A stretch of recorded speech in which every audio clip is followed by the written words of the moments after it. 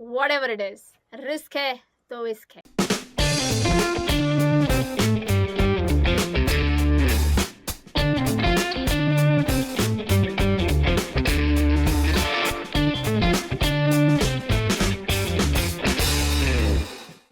Focus, CA Rachna Ranade here और स्वागत है इस वीडियो में जो आपके रिस्क प्रोफाइल को समझने और एनालाइज करने में मदद करेगा।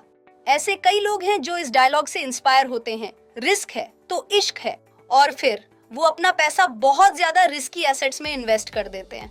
अब रिस्की एसेट्स क्या होते हैं? ये वो एसेट्स हैं जो बहुत ज्यादा वॉलेटाइल होते हैं। ओके, मान लीजिए कि मैं एक ऐसी व्यक्ति हूँ जिसमें बहुत ज्यादा रिस्क लेने की कैपेसिटी नहीं है। मैं इस लेवल पर एक वॉलेटाइल स्टॉक में इन्वेस्ट करती हूँ। व्हेन आई बाय इट, कुछ ही मिनट या दिनों में ये बिल्कुल क्रैश हो जाता है। मैं बहुत पैनिक होती हूँ और मैं अपने सारे स्टॉक बेच देती हूँ और अगले कुछ मिनटों या कुछ दिनों में ये ऊपर आ जाता है। और इस केस में एक ही गाना है जो आपके दिल से निकलता है और वो है तो लुट गए, हाँ लुट गए, तो लुट गए हम तेरी इन्वेस्टमेंट में।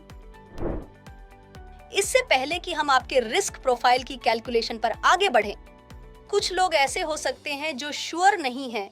जब कोई उनसे पूछता है कि क्या आप रिस्क न्यूट्रल पर्सन हैं या आप रिस्क अवर्स पर्सन हैं, रिस्क प्रोफाइलिंग से हमारा क्या मतलब है, वो इसकी एग्जैक्ट मीनिंग नहीं समझ पाते हैं। इसलिए मैंने इस पूरे सेक्शन को अपने magic of mutual fund course में शामिल किया था। तो जो लोग इस कोर्स के लिए एनरोल कर चुके हैं उन्हें पता है, पर जो लोग अभी तक कोर्स के लिए एनरोल्ड नहीं हैं, मैंने सोचा कि रिस्क प्रोफाइलिंग का एग्जैक्ट अर्थ समझने के लिए कोर्स की ये क्लिपिंग बहुत इंपॉर्टेंट है। तो उस क्लिपिंग को देखें।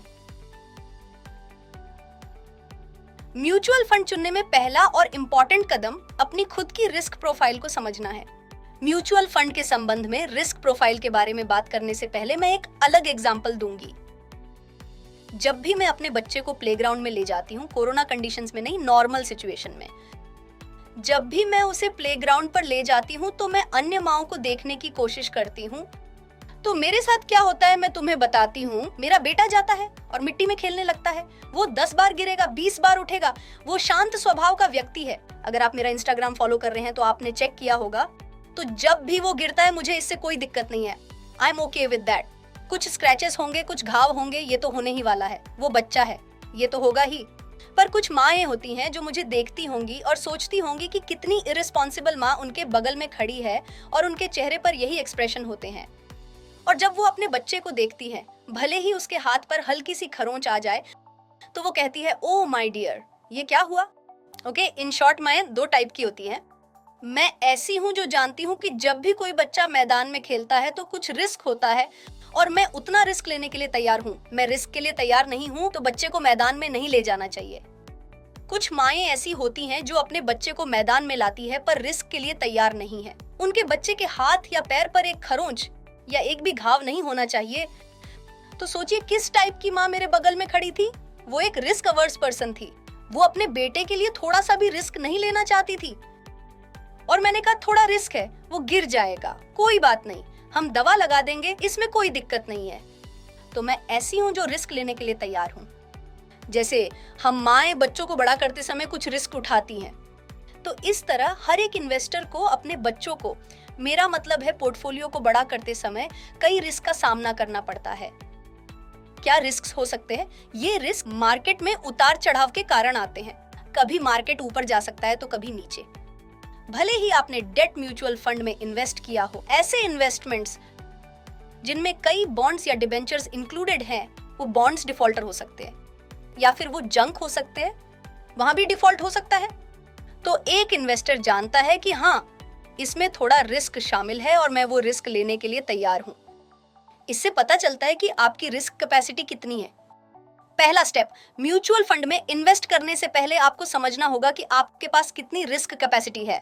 अगर आपको ये बिल्कुल ही इम्पॉसिबल लगता है और मैं कोई रिस्क नहीं ले सकता, मैं एक ऐसे व्यक्ति की बात करती हूँ जो 70 साल का है, उसके कोई बच्चे नहीं है और उसके पास बहुत लिमिटेड सेविंग्स है, और मैं उससे कहती हूँ कि वो इक्विटी में इन्वेस्ट करे। नहीं, ये तो असंभव है। क्या आपको लगता है कि वो व्यक्ति रिस्क अवर्स पर्सन होगा? और फिर रिस्क अवर्स से हमारा क्या मतलब है? ऐसा व्यक्ति जो कोई रिस्क नहीं लेना चाहता और वो फाइनेंशियली स्ट्रांग नहीं है, एक लिमिटेड पोर्टफोलियो, लिमिटेड साधन के साथ। तो ऐसे केस में वो एक रिस्क अवर्स पर्सन है जो रिस्क नहीं लेना चाहता। जो व्यक्ति रिस्क लेने के लिए तैयार रहता है वही व्यक्ति रिस्क उठाने की अच्छी कैपेसिटी रखता है। बट वेट, इसमें एक और इम्पॉर्टेंट पॉइंट भी है। कुछ लोगों को लगता है कि हाँ, मैं कमा रहा हूँ, मेरी उम्र 30 साल है, मेरे पास एक अच्छी स्टेडी जॉब है, मैं पर मंथ 1 लाख रुपए कमाता हूँ और सभी खर्चों के बाद लगभग 25,000 से 30,000 मेरे पास बचते हैं। ओके, 30,000 क्या है, इससे मैं डेफिनेटली 20,000 का रिस्क उठा सकता हूँ। वो व्यक्ति इसके बारे में बहुत श्योर है, वो 20,000 इक्विटी और म्यूचुअल फंड में इन्वेस्ट करता है और मार्केट क्रैश हो जाता है। It happens when we invest. कोई देख रहा है कि रचना ने इन्वेस्ट किया है और मार्केट क्रैश होगा, तो हर किसी के साथ ऐसा होता है कि जब भी हम पहली बार इन्वेस्टमेंट करते हैं तो कुछ ना कुछ गलत हो ही जाता है। तो इस बात की वजह से यदि आप सो नहीं पा रहे हैं, ओ माय गॉड, कल ही मैंने इन्वेस्टमेंट शुरू किया है और मेरा पोर्टफोलियो 2% नीचे आ गया, अगर आपको नींद नहीं आ रही है तो इसका मतलब क्या है? आपके पास रिस्क कैपेसिटी तो है, आपके पास उतने फंड्स भी अवेलेबल है, लेकिन आप मेंटली उस रिस्क को लेने के लिए तैयार नहीं है। ओके, प्लीज डिफरेंस को समझें। आपके पास पैसे थे, हाँ, आपको लगा कि आप आसानी से इन्वेस्ट कर सकते हैं, हाँ, आपने इन्वेस्ट किया, हाँ, और जिस दिन कुछ गलत हुआ तो आपको नींद नहीं आ रही, इसका मतलब है कि आप रिस्क अवर्स हैं। अब आप समझ गए हैं कि रिस्क का एनालिसिस करने से हमारा क्या मतलब है। अब समझें कि आप अपने रिस्क की कैलकुलेशन कैसे कर सकते हैं। इसके लिए आपके पास कई कैलकुलेटर हैं जो ऑनलाइन बिल्कुल फ्री अवेलेबल हैं, पर ये मुझे सबसे ज्यादा पसंद आया। कारण ये है कि ये आपका डिटेल्स जैसे नाम, मोबाइल नंबर कुछ भी नहीं मांगता। तो आइए समझें कि इस रिस्क प्रोफाइलिंग टूल का उपयोग कैसे करें। आपको इन 6 सवालों के जवाब देने होंगे जो आपकी रिस्क एपिटाइट और डेमोग्राफिक स्कोर को जानने में मदद करता है। पहला सवाल, इन्वेस्टमेंट करते समय आपके दिमाग में क्या विचार आता है? 4 ऑप्शन दिए गए हैं, मैं आपको अपने आंसर बताऊंगी और मुझे ये लगता है कि ये एक अच्छा इन्वेस्टमेंट साबित होना चाहिए। इसका आंसर दिया है तो मैं अगले क्वेश्चन पर जाती हूँ। आप रिस्क शब्द से क्या एसोसिएट करते हैं? रिस्क कोई थ्रिल नहीं है, बल्कि ये एक अपॉर्चुनिटी है। ये मेरे आंसर हैं, प्लीज मेरे आंसर कॉपी ना करें। तीसरा, क्या आप बिजनेस चलाना पसंद करेंगे या सैलरीड एम्प्लॉय बनना? मैं सैलरीड एम्प्लॉय नहीं, क्योंकि मैं अपना बिजनेस चलाती हूँ। अगला, हाई रिटर्न अर्न करने के लिए आप किस हद तक अपने इन्वेस्टमेंट को रिस्क में डालेंगे? मैं हायर रिटर्न्स के लिए अपने टोटल इन्वेस्टमेंट का 40% ही एक्सपोज कर सकती हूँ, इससे ज्यादा नहीं। अगला, अगर आपके इन्वेस्टमेंट का परफॉर्मेंस उम्मीद से कम हो तो आपको कैसा लगेगा? बहुत अपसेट, थोड़ा upset, uneasy but willing to take my strike, not upset क्योंकि मैं जानती हूं कि इन्वेस्टमेंट्स में रिस्क होता है। 3 और 4 के बीच है, पर ये ऑप्शन नहीं है, तो मैं uneasy but willing to take that as a strike choose करूंगी। लास्ट वन, क्या आप ऐसी कंपनी में इन्वेस्ट करेंगे जिसने अंडर परफॉर्म किया हो और आपको लॉस हुआ हो?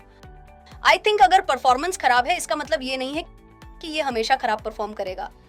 तो अगर परफॉर्मेंस बढ़ता है या सुधरता है तो मैं ऐसा करूंगी। तो ये हो गया, यहाँ पर फीमेल है, इनकम 1 करोड़ से कम है। मेरा एजुकेशनल बैकग्राउंड क्या है? ग्रेजुएट। इन्वेस्टमेंट होराइजन क्या है? Above 3 years।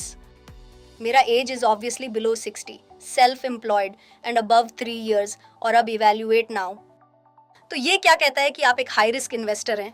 ओके, मुझे क्लासिफाई करने में मदद मिलेगी, I am a high risk investor.